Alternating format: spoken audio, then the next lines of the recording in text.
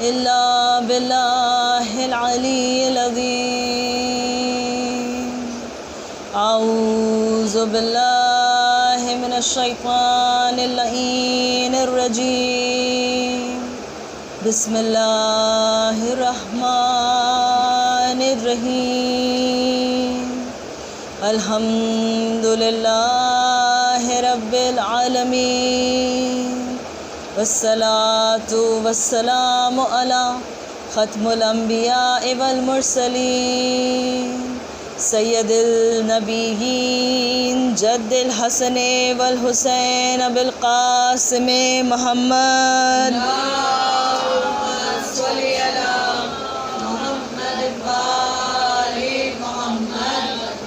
وأهل بيته الطيبين الطاهرين المعصومين المظلومين، ولعنة الله على أعدائهم أجمعين. أما بعد، فقد قال الله تعالى في كتابه الحكيم والقرآن المجيد. بسم الله الرحمن الرحيم. يوم ندعو كل أناس بإمامهم. صدق الله العلي العظيم. صلوات على محمد وآل محمد.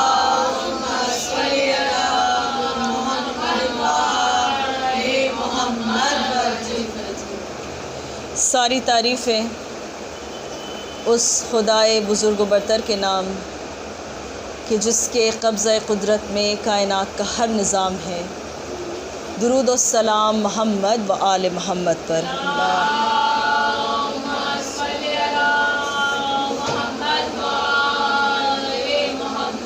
وعجل فرجہم. کنیزان سیدہ، عزاداران سید الشہداء، یہ چوتھی شب ہے کہ ہمیں یہ سعادت نصیب ہوئی ہے کہ ہم باذن ولی اللہ سعد اللہ تعالیٰ فرجہ الشریف اس فرش پر آ کر بیٹھے ہیں اور ان کے اذن سے اس مجلس کا آغاز کر رہے ہیں کہ جہاں ہم ان کو ان کے جد کا پرسہ دینا چاہتے ہیں. یہ ایک عجیب بات ہے کہ عزاداری ایک ایسا شرف ہے کہ جو انسان کبھی بھی کر سکتا ہے، کبھی بھی اس کی سعادت سے وہ فیضیاب ہو سکتا ہے. فرش شرط نہیں ہے، لوگوں کا ہونا شرط نہیں ہے، کسی خطیب کا ہونا کچھ کہنا شرط نہیں ہے. شرط ہے خلوص دل، شرط ہے حسین کی محبت، شرط ہے پاکیزگی نفس، شرط ہے عصمت شجرہ. تو عزیزان گرامی، یہ ساری چیزیں جس کے پاس ہوتی ہیں، جب جب اسے حسین کی مصیبت یاد آتی ہے تب تب وہ روتا ہے. آج دوپہر کی مجالس میں میں نے ایک میسج کہنا چاہا، میں اس کو دہرانا چاہتی ہوں چونکہ آج مجلس الحمدللہ وقت سے بالکل شروع ہوئی ہے. یہ ایک میسج ہے، میں چاہتی ہوں سب تک پہنچ جائے. پہلی بات تو یہ کہ اہل بیت کے چاہنے والوں کو اپنی سوچ کبھی بھی نیگیٹو نہیں ہونے دینی چاہیے، کبھی بھی منفی نہ ہو، کیونکہ ہم ان کو مانتے ہیں کہ جو امید کی مشعلیں ہیں، جو کبھی نہ بجھنے والی امید کی مشعلیں ہیں. The forever lighted beacon lights of hope، کبھی بھی نہ بجھنے والی. تو عزیزان گرامی، ہماری سوچ تو کبھی مثبت کے علاوہ، پازیٹیو کے علاوہ تو کچھ ہو ہی نہیں سکتی ہے. تو پھر یہ سوچنے کا مقام ہے، یہ غور کرنے کا مقام ہے کہ اگر عزاداری ہم اس طرح سے نہیں کر سکتے کہ جیسا ہمارا معمول رہا ہے گزشتہ برسوں میں، تو ہم کیا کریں؟ یہ کیا پیغام ہے؟ اس میں کیا حکمت ہے؟ 2 باتیں عرض کروں گی. اگر کسی کے دل کو اس سے قرار مل جائے تو میری آج کی شاید سب سے اہم عبادت یہی ہے کہ ہم جب اپنے گھروں میں بیٹھ کر تنہا مجالس حسین سنتے ہیں، کرتے ہیں، کہیں پر ہم آن لائن شریک ہوتے ہیں، بعد میں کبھی سنتے ہیں، عورتوں کے ساتھ معاملات زندگی کی مصروفیات ہیں، ہر کوئی اتنی آسانی سے وقت پہ اویلیبل نہیں ہو سکتا، یہ ہم جانتے ہیں. لیکن ہماری کوشش یہی رہتی ہے کہ اگر 10 منٹ بھی ہمارے پاس ہوں تو اسے ہم حسین کی یاد میں گزاریں۔ تو عزیزان گرامی، جب ہم تنہا بیٹھ کر، جب کوئی نہیں ہوتا نا ہمارے پاس، اور ہم جب تب مولا کی مصیبت کو یاد کرتے ہیں، تو ہم ان ائمہ کی سنت پر عمل کر رہے ہیں، ان اماموں کی سنت پر عمل کر رہے ہیں کہ جنہوں نے قید خانوں میں تنہا حسین کا ماتم کیا ہے۔ ہمارے کتنے سارے ائمہ ہیں کہ جن کو قید میں رکھا گیا۔ عزیزان گرامی، ہمیشہ انہوں نے کیا کیا؟ سید الشہداء کی عزاداری کی۔ آج یہ جو مرض ہے ہمارے اندر ریاکاری کا، شو آف کا، ہم انسان ہیں، یہ ہونا لازمی ہے، ہم خطا کے پتلے ہیں۔ عزاداری ہمارے لیے ایک نعمت ہے، لیکن ہم اس کی کتنی قدر کرتے ہیں اس برس پتہ چلے گا۔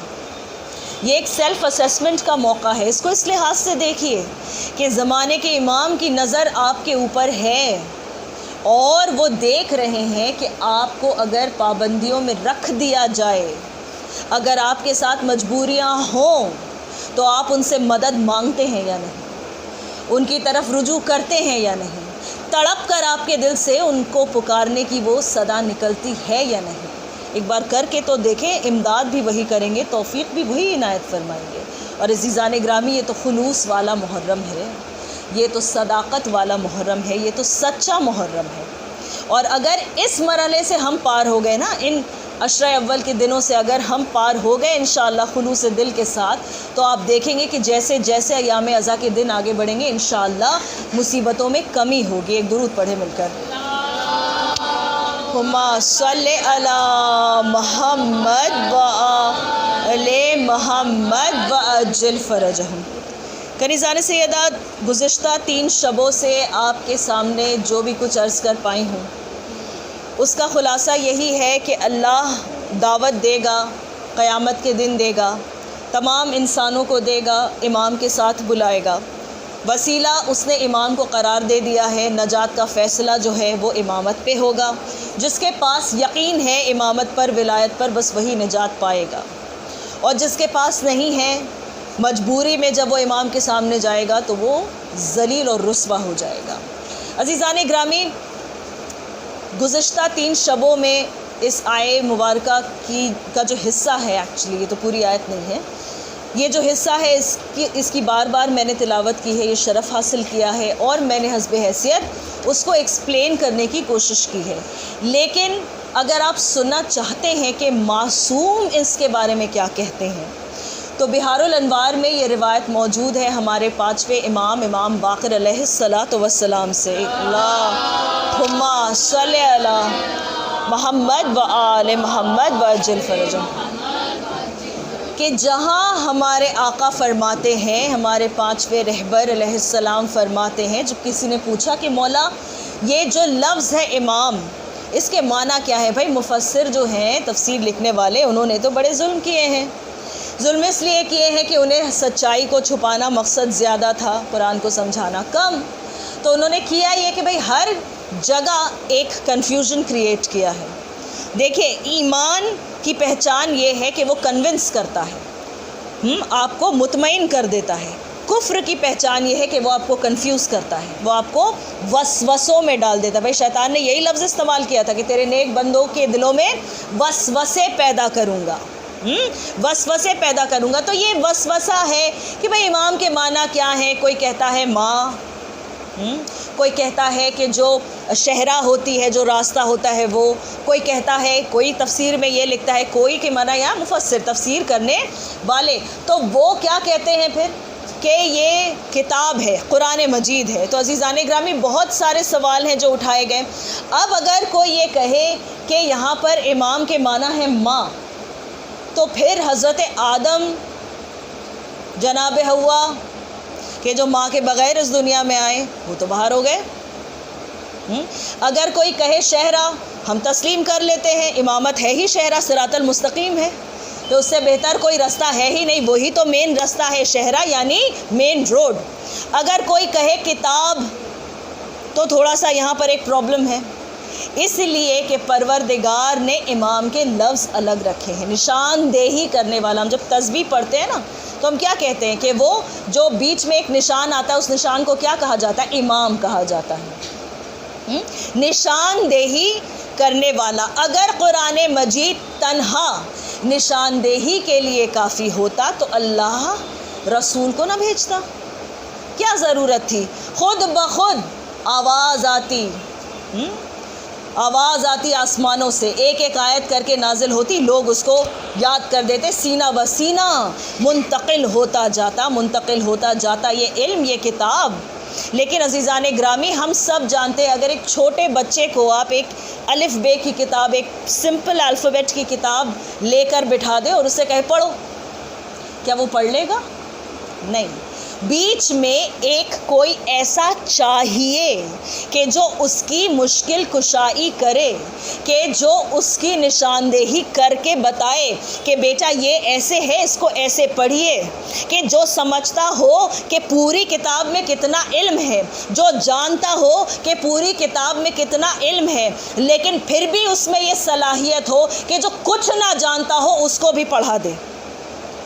اس میں یہ صبر ہو کہ جو کچھ نہ جانتا ہو اس کو بھی پڑھا دے.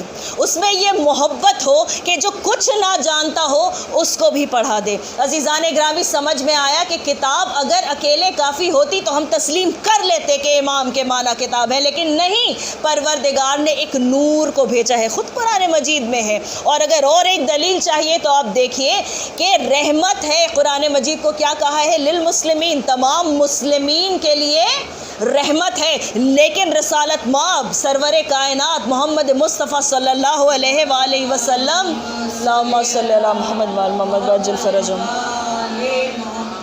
دیکھیے اگر ایسے درود آپ نے پڑھا تو پھر پینڈمک میں کر لی ہم نے عزاداری، ما صلی علی محمد وآل محمد وعجل فرجہم. ماشاءاللہ. تو عزیزان گرامی، دن کو بھی میں نے عرض کیا تھا ایک مجلس میں کہ چونکہ لوگ کم ہیں، ہمیں ہر انسان کو کم سے کم 10 لوگوں کی آواز نکالنی ہوگی، تب کہیں جا کر یہ فیل آئے گا کہ بھائی ہم سب کے سب موجود ہیں. تو سب دل تو سب کے یہیں موجود ہیں الحمدللہ، لیکن ہم فزیکلی پریزنٹ نہیں ہیں، کوئی بات نہیں ہے. ہم جو ہیں یہاں پر کر رہے ہیں وہ اس طرح سے کریں گے کہ دل کو یہ سرور ہمیشہ رہے کہ سب ہمارے ساتھ ہیں. یقین جانیے ان خالی امام بارگاہوں کو دیکھ کر دل پھٹتا ہے میرا، بہت تکلیف ہوتی ہے. تو عزیزان گرامی، اگر تنہا کتاب کافی ہوتی، اللہ نے کہا کہ کتاب کیا ہے؟ مسلمین کے لیے رحمت ہے، اور نبی کیا ہے؟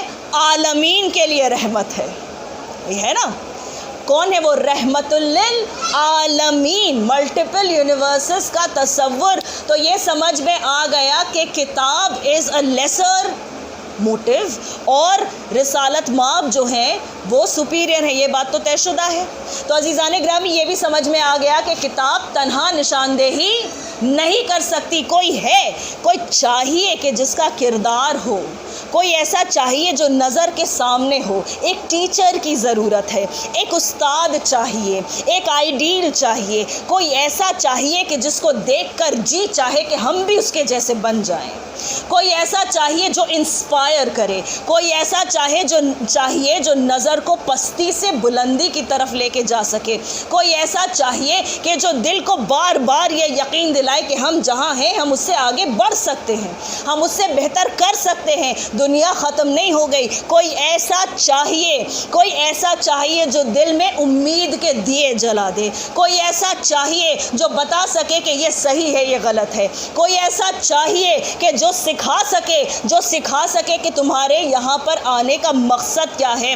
کوئی ایسا چاہیے جو بتا سکے کہ وہاں جانے کے بعد کیا ہوگا. کوئی بشیر چاہیے جو بشارت کرے. کوئی نذیر چاہیے جو ڈرائے قیامت سے. کوئی چاہیے کہ جو سراجم منیر ہو. پروردگار نے رحمت للعالمین کو انہی ناموں سے پکارا ہے کہ تم بشیر ہو، تم نذیر ہو، تم سراج منیر ہو، تم وہ چراغ ہو کہ جس سے اور چراغ جل سکتے ہیں. نور سے آتا ہے منیر، نور سے آتا ہے منور. ایک چھوٹی سی کوشش ہے، نور سے آتا ہے منیر، نور سے آتا ہے منور. پھر سے ریپیٹ کرتی ہوں کہ نور سے آتا ہے منیر، نور سے آتا ہے منور. منور وہ جو خود روشن ہو، منیر وہ جو اوروں کو روشن کر دے. تو سمجھ میں آیا کہ اگر کوئی سراج منیر ہے تو یقیناً اس نے اپنی روشنی بانٹی ہے، اس نے اپنی روشنی منتقل کی ہے. اب کوئی مانے نہ مانے، دل میں ایمان اور امید اس بات کا یقینی ہے ہمیں معلوم ہے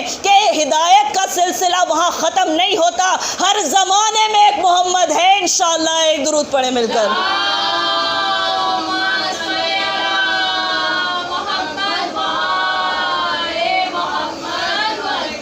ہر زمانے میں ایک محمد ہے۔ اور عزیزان گرامی، جیسا میں نے آپ کے سامنے عرض کیا کہ کوئی چاہیے دل تلاش کرتا ہے، یہ دل نے فیصلہ کیا ہے کہ اسے اپنے معاملات پر ایک اتھارٹی چاہیے۔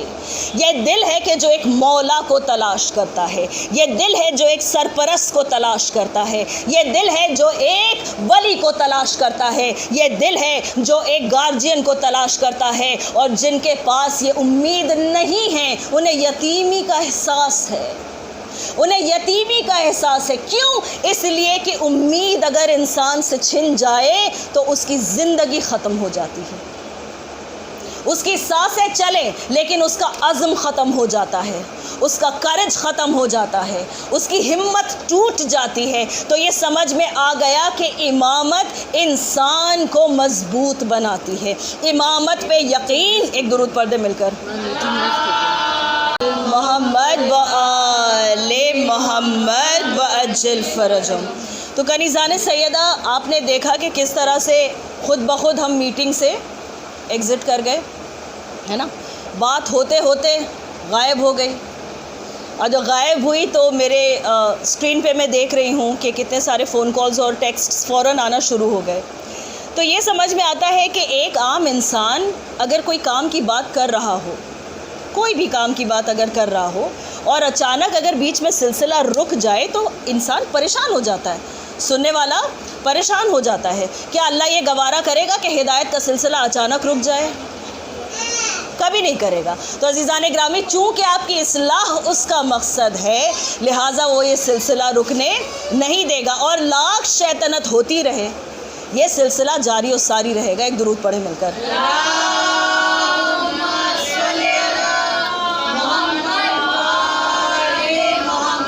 وَأَجِّلْ فَرَجَهُمْ۔ ہم میٹنگ سے ایگزٹ کر گئے لیکن ہم نے امید نہیں کھوئی، کیونکہ ہم جانتے ہیں کہ یہ کام ہمارا نہیں ہے، یہ کام جس کا ہے سرپرستی اسی کی ہے۔ تو عزیزان گرامی، عرض میں آپ کے سامنے یہ کر رہی تھی کہ کوئی چاہیے کہ جو دل میں امید کے دیے جلائے، کوئی چاہیے کہ جو استاد بن کر رہے، کہ جو روحانی باپ بن کر رہے۔ عزیزان گرامی، ہمارے 8ویں امام رضا علیہ السلام کا ارشاد ہے،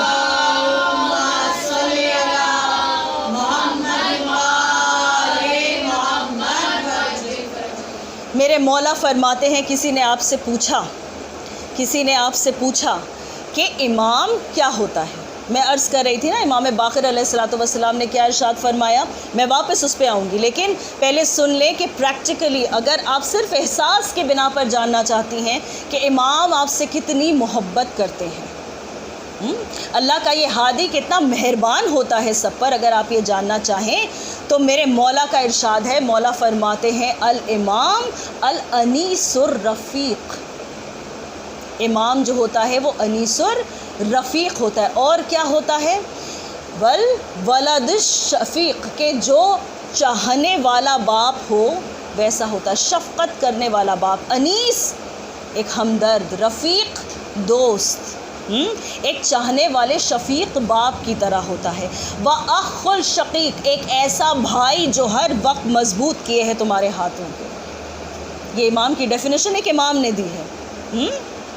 وَأُمُّ الْبَرَّ بِوَلَدِ الصَّغِيرِ، ایک چھوٹے بچے کے لیے جیسے ماں تڑپ کر اسے اپنی پرائیورٹی بناتی ہے، امام تڑپ کر آپ سے ویسے محبت کرتی ہے۔ اس کے پہلے کہ آپ انہیں پکاریں وہ آپ کی حاجت روائی کرنے کو آ جاتے ہیں۔ عزیزان گرامی، جب بچہ روتا ہے تڑپ کر، چھوٹا سا بچہ، تو اسے ماں کو بتانا نہیں پڑتا ہے کہ میری تکلیف کیا ہے، ماں خود سمجھتی ہے، خود بھانپ لیتی ہے، خود جان لیتی ہے۔ جب وہ بولنا نہیں جانتا، اسے خود جب پتہ نہیں ہوتا ہے کہ تکلیف کیا ہے، ماں کو یہ احساس ہوتا ہے۔ عزیزان گرامی، امام نے بتایا کون ہے، انیس الرفیق۔ آج کی دنیا میں ہم کہتے ہیں نا کہ کوئی دوست نہیں ملتا سچا، کہتے ہیں یا نہیں کہتے ہیں کہ کوئی سچا دوست نہیں ملتا ہے، کوئی خلوص والا دوست نہیں ملتا ہے۔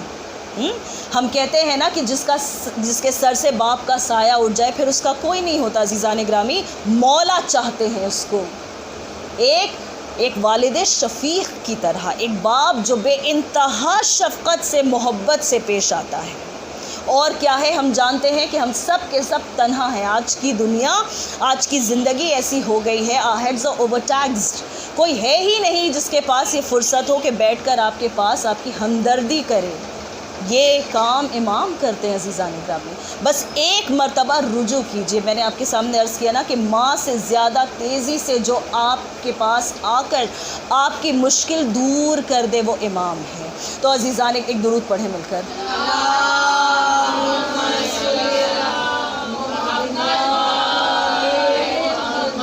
وَأَجِّلْ فَرَجَهُمْ. تو جب پانچویں رہبر سے کسی نے پوچھا کہ مولا یہ بتائیں کہ امام کے معنی اس پرٹیکولر آیت میں یوم ندعو کل اناس بامامہم، اس کے معنی کیا ہیں؟ مولا نے کہا کہ یہ اشارہ سرور کائنات اور ان کی نسل کی طرف ہے، یہ ائمہ معصومین کی طرف ہے، وہ نسل جو ہم تک آئی ہے اور ہم سے آگے جائے گی.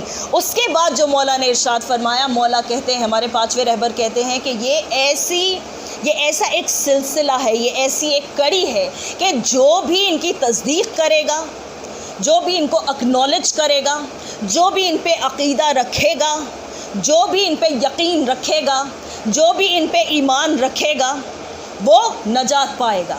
اور دوسری بات یہ ہے کہ جو بھی ان کی مخالفت کرے گا، جو بھی ان کی مخالفت کرے گا، مولا فرماتے وہ جہنم میں جائے گا. یہ الفاظ ہیں، مولا فرماتے ہیں کہ وہ جہنم میں جائے گا. تو عزیزان گرامی، کل کی بات سے میں نے آج کے اس بیان کو متصل کر کے بس یہیں پر روکا، اس لیے کہ آج مجھے ایک شہید کا ذکر کرنا ہے، لیکن اس کے پہلے چند باتیں میں آپ کے سامنے پیش کروں گی. کل ہم نے یہ کہا تھا کہ وہ شخص جو اپنے زمانے کے امام کی معرفت کے بغیر اس دنیا سے چلا جائے وہ کفر کی موت مرتا ہے. اب مجھے بتائیں کہ پہلی تو یہ بات ہے کہ انسان کفر کی موت نہیں مرنا چاہتا، کوئی بھی مسلمان نہیں مرنا چاہتا، ہر کوئی مؤمن مرنا چاہتا ہے، ہر کوئی ایمان پر مرنا چاہتا ہے. ہم اس لیے تو دعا کرتے ہیں کہ پروردگار ہمارا خاتمہ بالخیر کرنا، آخری لمحے میں زندگی کے ہمارا ایمان مسلم ہو انشاءاللہ. تو عزیزان گرامی، یہ بہت اہم دعا ہے، ضرور کیا کیجئے، ہمیشہ کیا کیجئے. لیکن عزیزان گرامی، آج ہم نے کیا دیکھا کہ امام کتنی محبت دینے کے لیے راضی ہیں آپ کو. ہماری کیا حیثیت ہے کہ وہ کہ جو کائنات کے عالمین کے نظام کو سنبھالے ہوئے ہو، کیا ضرورت ہے اس کو ہم پر اس قدر مہربانی کرنے کی، کیا ضرورت ہے اس کو. لیکن عزیزان گرامی، یہ محبت ہے جو اللہ نے اس کے دل میں دی ہے ہم تک پہنچانے کے لیے. عزیزان گرامی، اسی لیے میرے مولا امام باقر فرماتے ہیں کہ ہم اللہ کی رحمت کا وسیلہ ہیں، ہم اللہ کی رحمت کا وسیلہ ہیں. جب وہ اپنے بندوں پر رحمت کرنا چاہتا ہے تو وہ اماموں کے ذریعے سے کرتا ہے. رحمت للعالمین کے جو وارثین ہیں بے شک وہ بھی رحمت کے باعث ہیں. تو عزیزان گرامی، آج میں جناب حر ریاحی کا ذکر کرنا چاہتی ہوں. دیکھیے، یہ بھی مولا کے ناصر ہیں اور ان کا بڑا مقام ہے، لیکن ان کی زندگی سے چند ایسے لیسنز ہیں، ایسے سبق ہیں جو ہمیشہ ہر زمانے کے ہر انسان کے لیے بہت ہی زیادہ معنی رکھتے ہیں. عزیزان گرامی، سب سے پہلی بات تو یہ کہ انسان اپنی غلطی پہ نادم ہو، یہ بہت بڑا کمال ہے. جب انسان اس بات کو سمجھ جائے کہ میرے اندر یہ خامی ہے، مجھ سے یہ غلطی ہوئی ہے، یہ اس کی ترقی کی پہلی منزل ہے. اس کے بعد جب وہ معافی مانگنے کی ہمت جٹا لے تو یہ اس کی ترقی کی دوسری منزل ہے.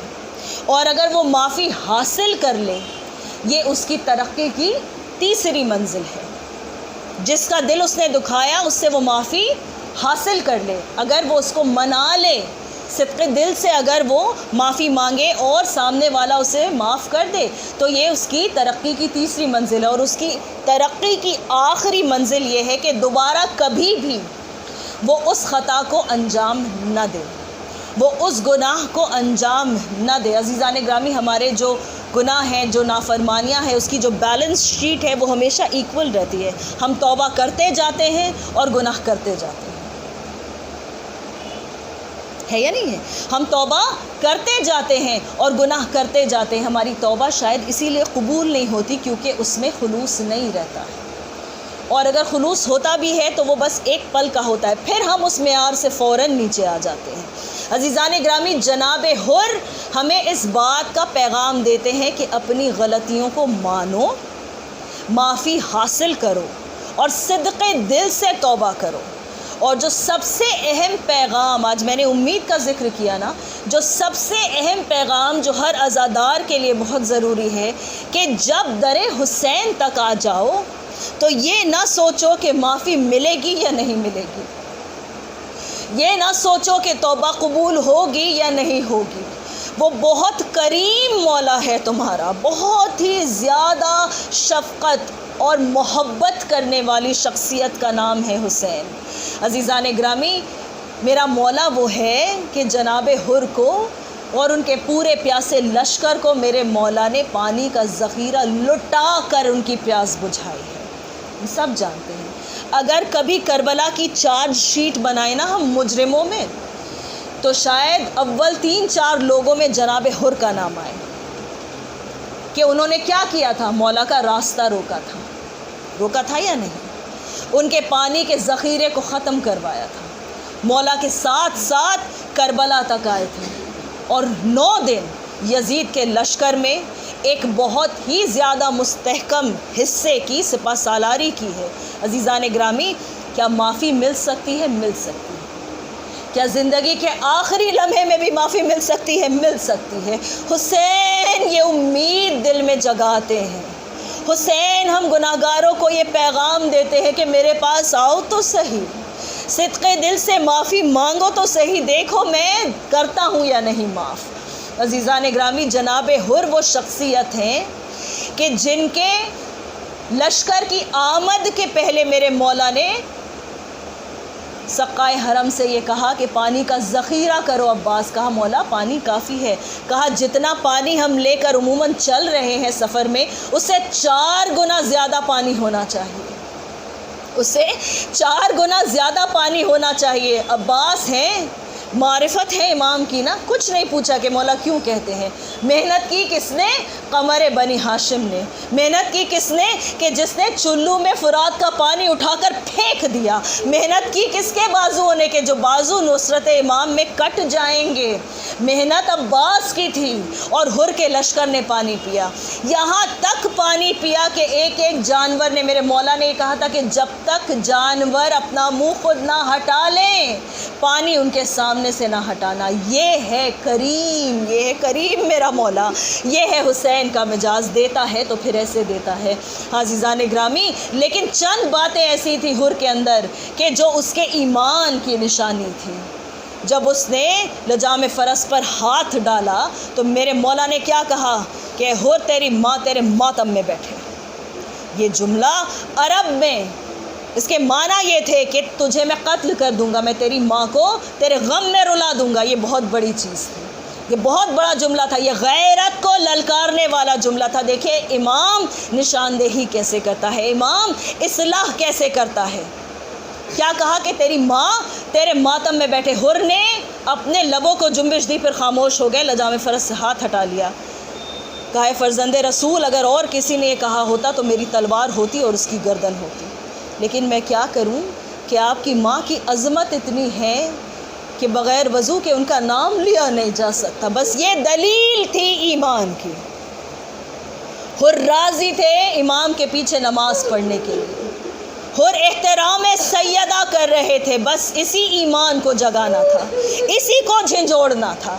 بس دنیاوی چیزوں نے جس پر ایک غلاف چڑھا دیا تھا، اس کو میرے مولا نے کتنی آسانی سے ایک جملے سے اتار دیا، اور پھر وقت دیا حر کو کہ تو آئے گا صحیح پلٹ کر میرے پاس، لیکن میں تجھے وقت دیتا ہوں، تو سوچ لے۔ عزیزان گرامی، شب عاشور حر کا یہ عالم ہے کہ اپنے خیمے کے باہر ٹہل رہے ہیں۔ بیٹے نے پوچھا کہ بابا کیا آپ کل کی جنگ سے گھبرا رہے ہیں؟ پلٹ کر حر کہتے کہ کبھی تم نے مجھے گھبراتے ہوئے دیکھا؟ بڑے جنگجو تھے، بہت مشہور جنگجو تھے حر ریاحی۔ کیا کہا کہ تم نے کبھی مجھے ڈرتے ہوئے دیکھا ہے؟ کہا نہیں بابا کبھی بھی نہیں دیکھا، آپ کو خوف زدہ میں نے کبھی نہیں دیکھا۔ کہا بابا پھر یہ اضطراب کیا ہے؟ یہ جو آپ ٹہلتے جاتے ہیں یہ کیا مطلب ہے اس کا؟